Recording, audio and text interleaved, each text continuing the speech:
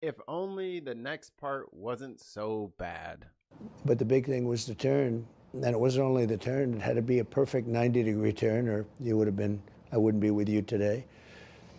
And I had to be looking at something to the right, and we had massive crowds, and they were in front. So there was no reason to be looking to the right. You had no people right or left.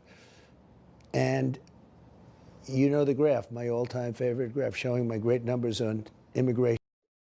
What the fuck is that?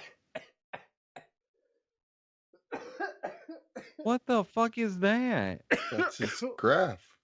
Oh my god. He had that up in the background. He's saying that's what he turned to look his head at when the shots came. That saved his life. Hey, illegal immigration saved his life. That is a wild graph. It is. It's so weird. Kind of hard to read. Yeah, like how does anyone look at that at a glance and say, "Oh, this makes sense to me"? Unless you're just like a caveman, you're like, "Ooh, big stack better, big stack best stack. I pick right stack best stack." Like it's a lot going on here. I'm sure that graph is incredibly misleading. Yeah, Probably.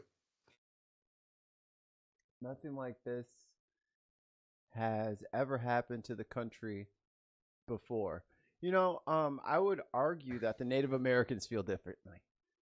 I would also Patience. argue that like there have been other waves of immigration into this country. Yeah. And like we fucking dealt with it, man.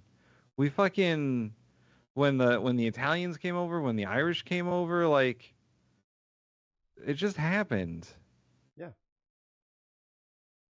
And like it wasn't great for those immigrants because we treated them like we're treating these immigrants, but like you know, it wasn't like, oh my god. I mean, it probably was. It probably was. You know what? It's America. It probably fucking was. It absolutely was. But guess what? It ended up being just fine.